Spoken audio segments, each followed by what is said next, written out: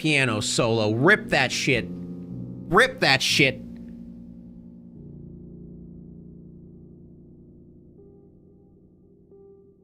Today's video is sponsored by Established Titles. Dude, it's that fucking, oh my god.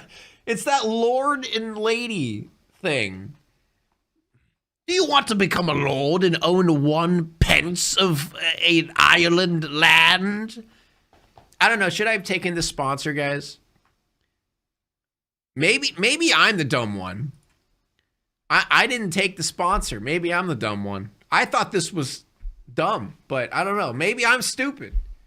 And help support the channel. Link in my description.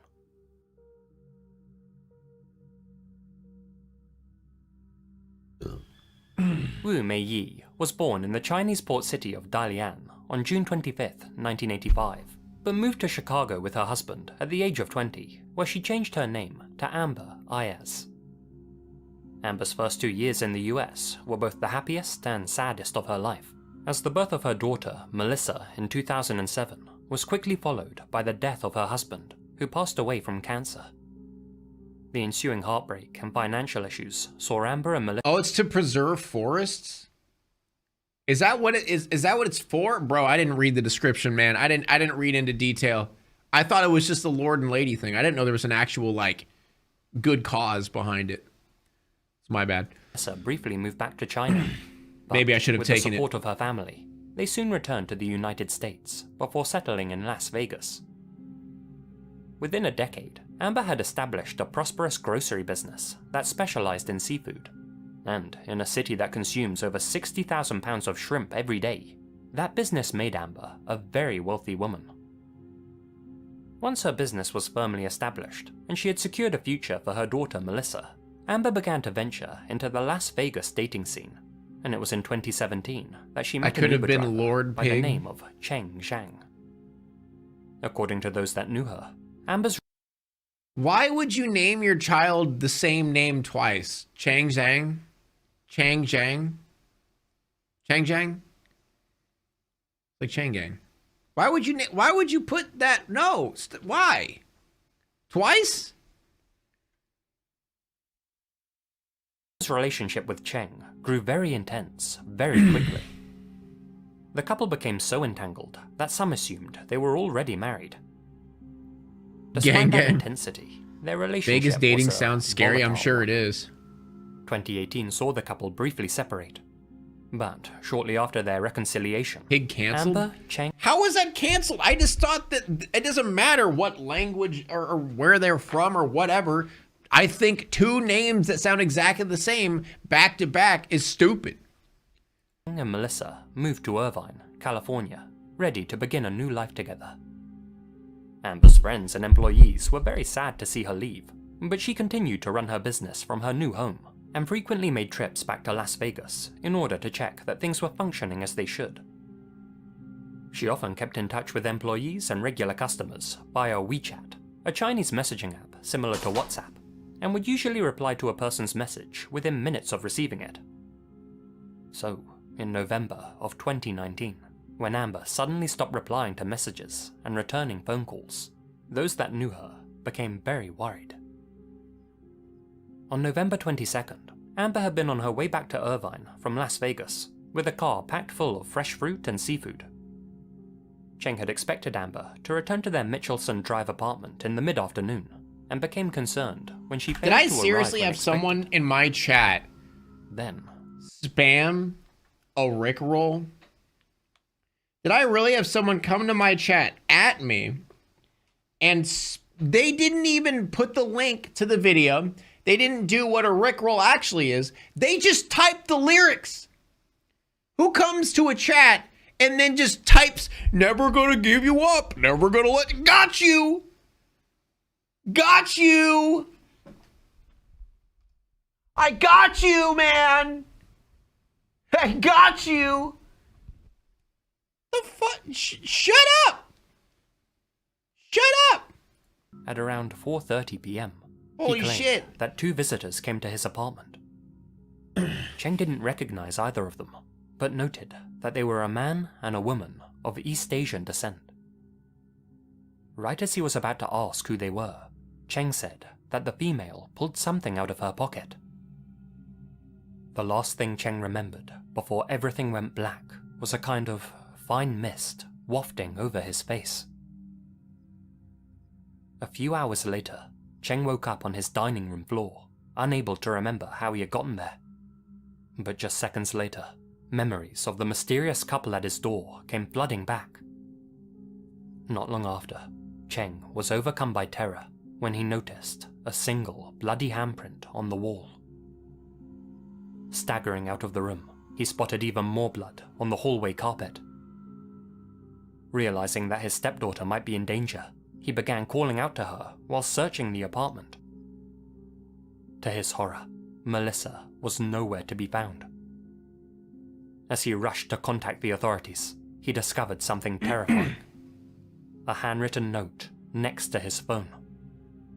The note informed him that both Amber and Melissa had been kidnapped, but would eventually be allowed to return home if Cheng followed some simple instructions.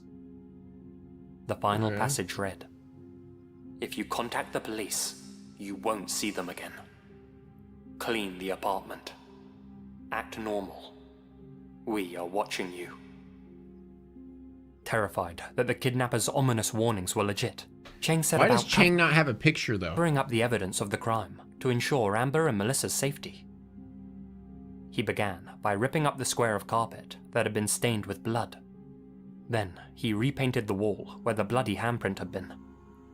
He also contacted Melissa's school, claiming she wouldn't be attending class due to serious illness, and even impersonated Amber using her WeChat account to assure her customers that she was fine. Over the days that followed, as Cheng continued to obey the hostage-taker's instructions, a series of anonymous letters were slid under his apartment door while he was out. One assured him that his behavior was being closely monitored. Was Another it told Amber him doing that all if he this shit? continued to keep the ordeal a secret for just a few days longer, Amber and Melissa would be released. On the 5th day, another anonymous note arrived. This one instructed Cheng to leave town for a few days so that the hostage-takers could access the apartment.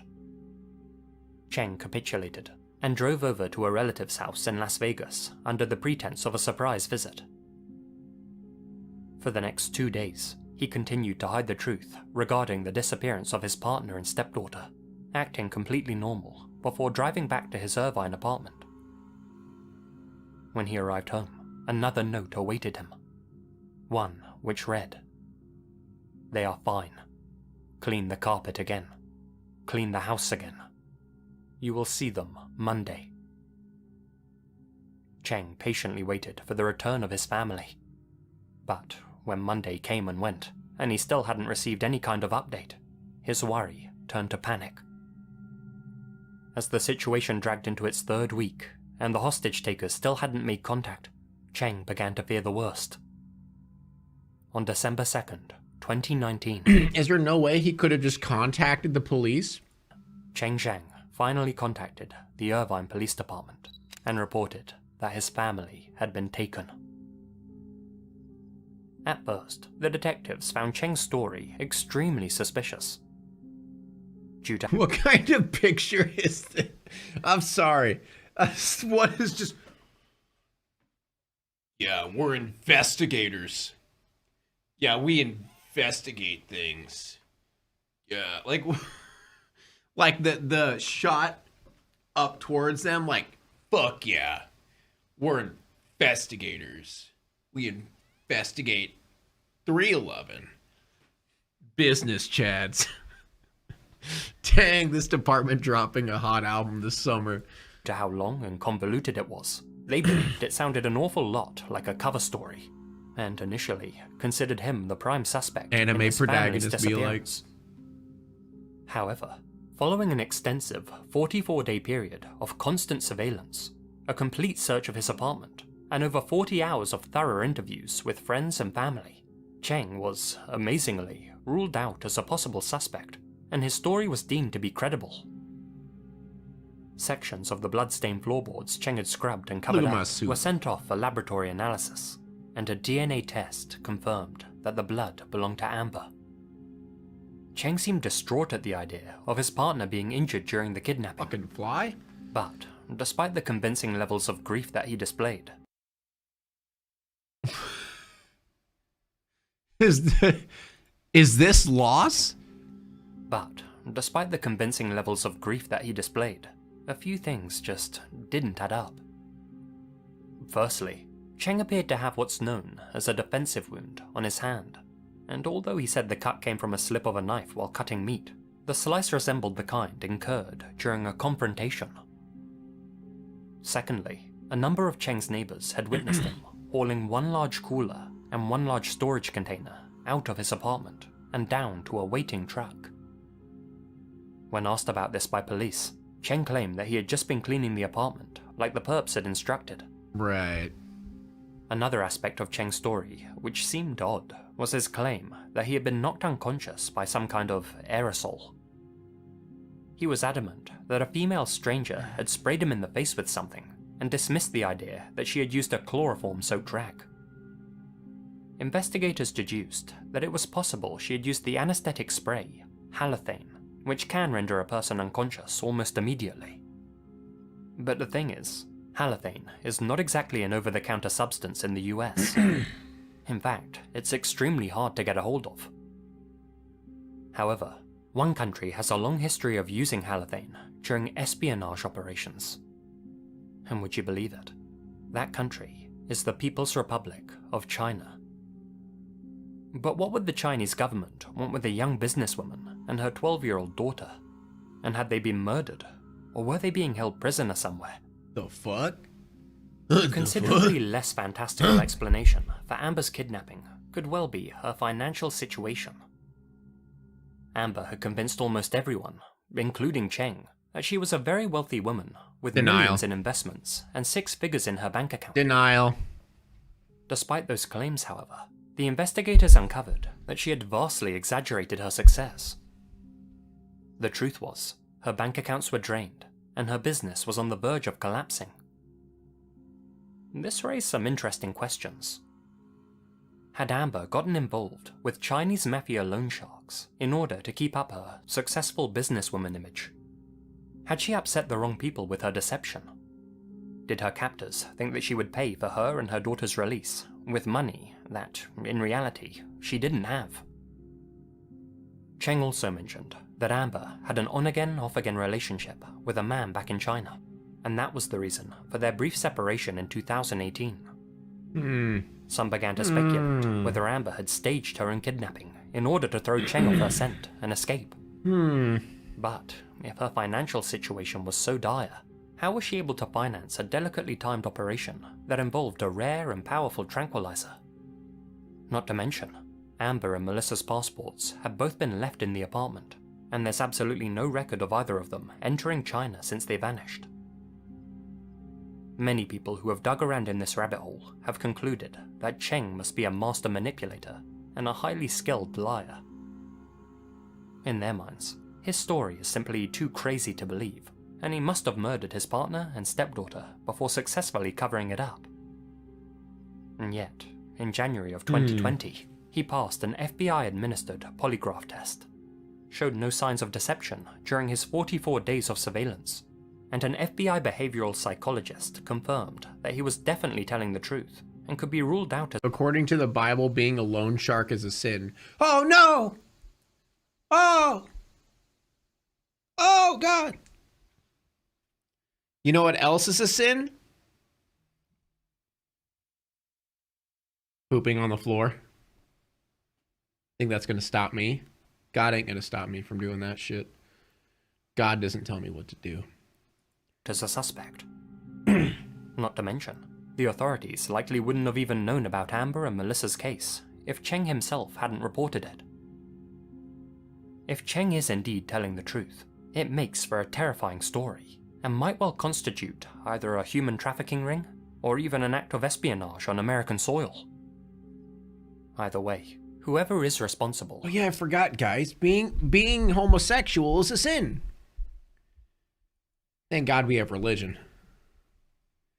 Life would be a lot tougher. seems to have acted with complete impunity, and poses a great risk to the wider public. they have never been identified, and Amber and Melissa's whereabouts and well-being remain a mystery to this day. Really? That's wow. Okay, that's wow. Remember that one video we watched where the dude was like unsolved mysteries that still haven't been solved, and every single one of those mysteries were solved? Now this is a mystery that hasn't been solved, and I actually have no fucking clue. Like nothing adds up on that one. Bro, I be sinning hard day on a stack. Wow. That one's hard. Like normally I could like at least come up with some sort of opinion of what happened. It does sound like Chang did it, but why would, there's like not a reason. There's not really a reason.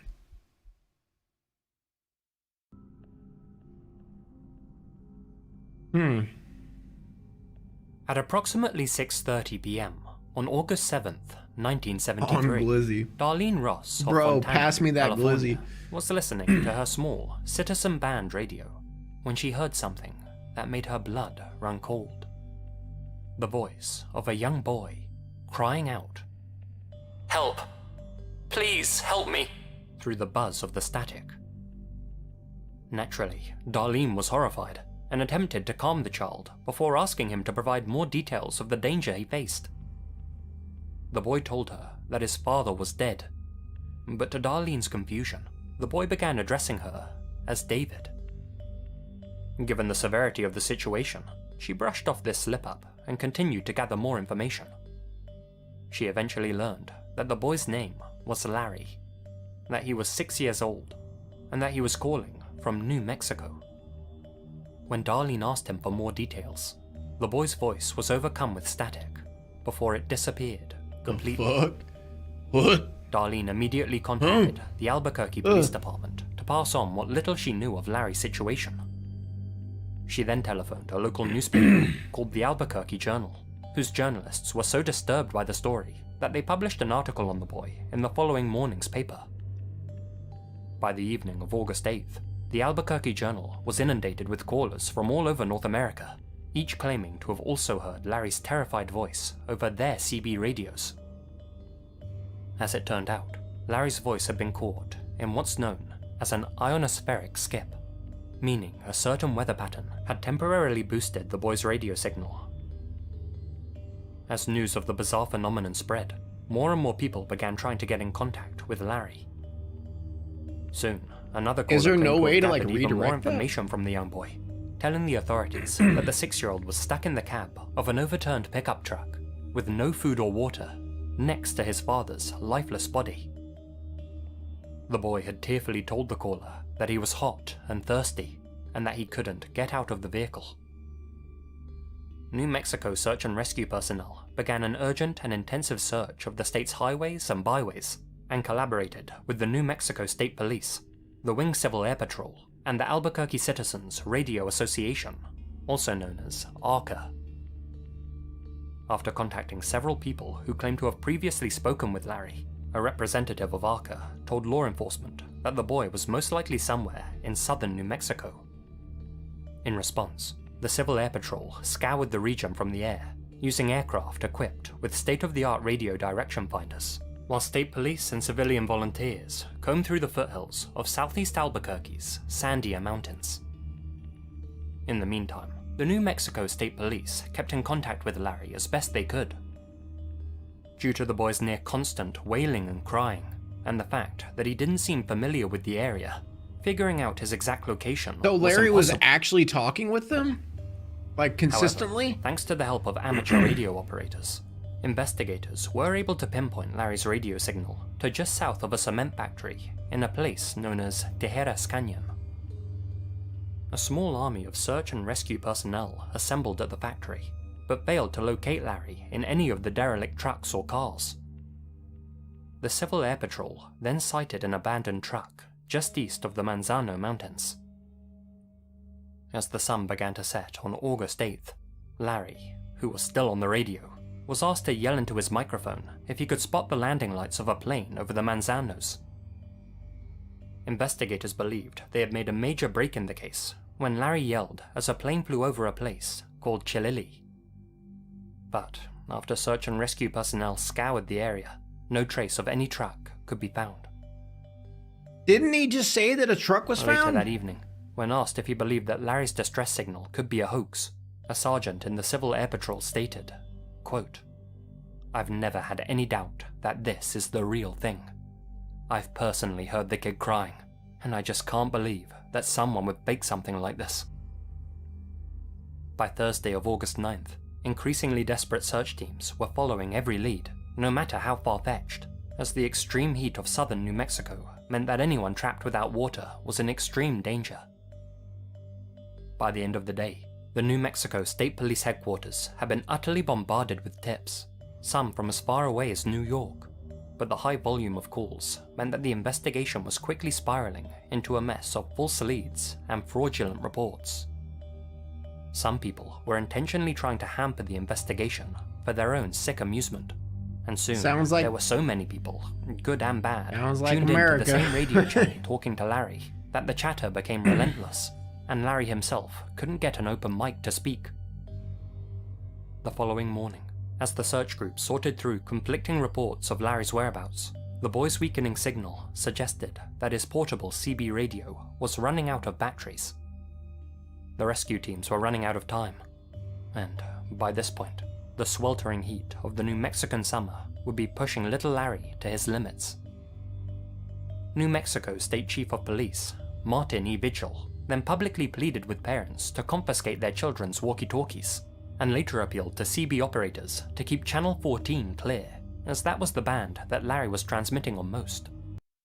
Like, is there no missing person cases, you know, like of a dad and a son anywhere that would But just help? when both Larry and his radio seemed to be on death's door, the authorities received a call from a CB alert operator from Phoenix, Arizona, claiming that they had just heard a panic transmission from a young man who called himself David.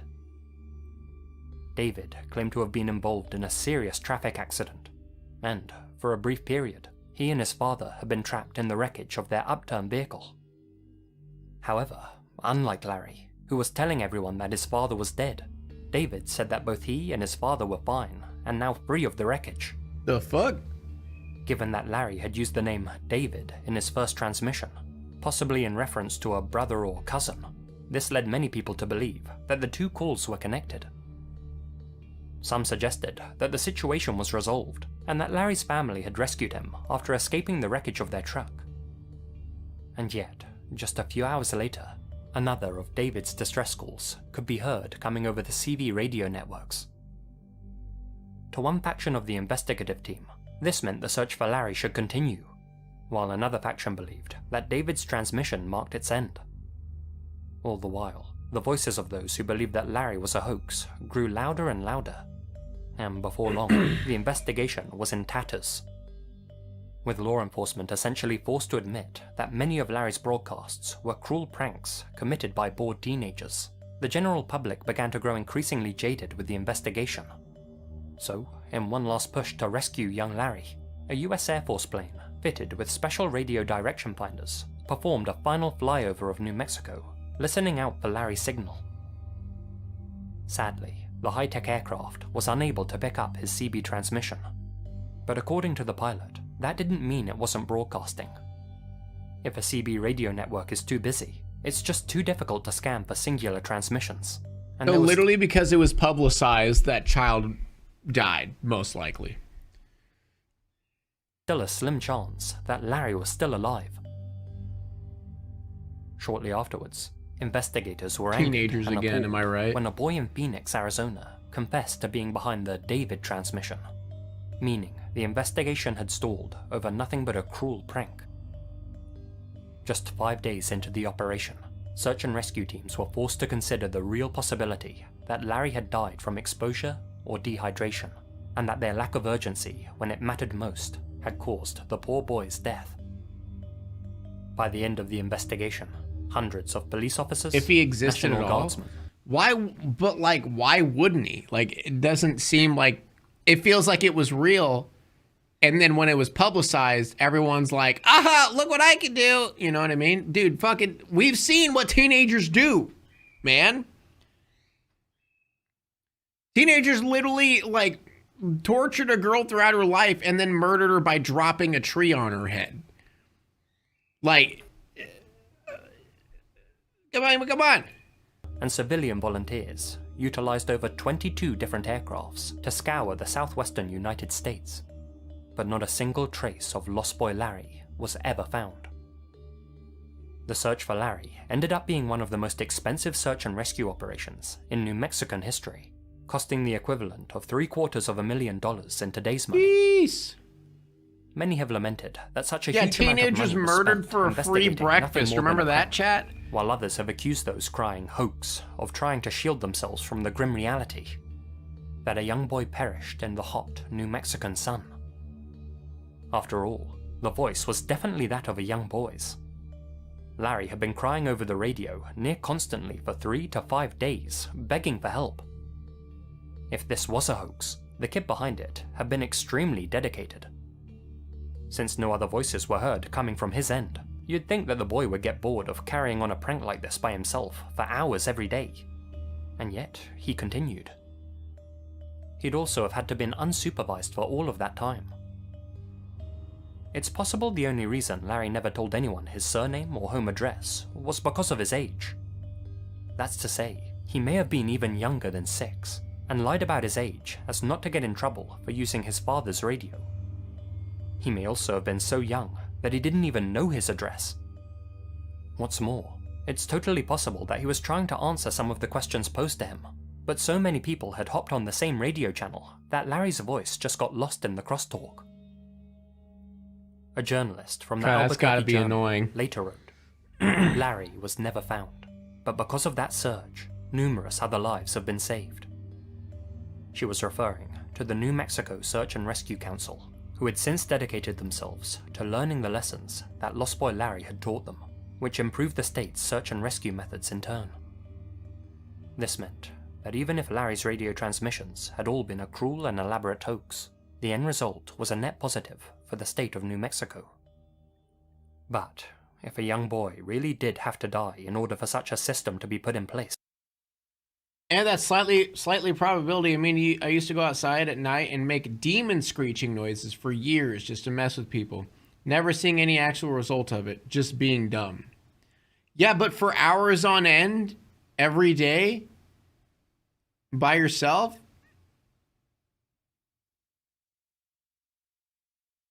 I don't know, man. That's tough. For a kid that's under 6, I don't foresee that happening. It's maybe like a 10-year-old, you know? Breaking, as it is horrifying, to be reminded that some rules are written in blood.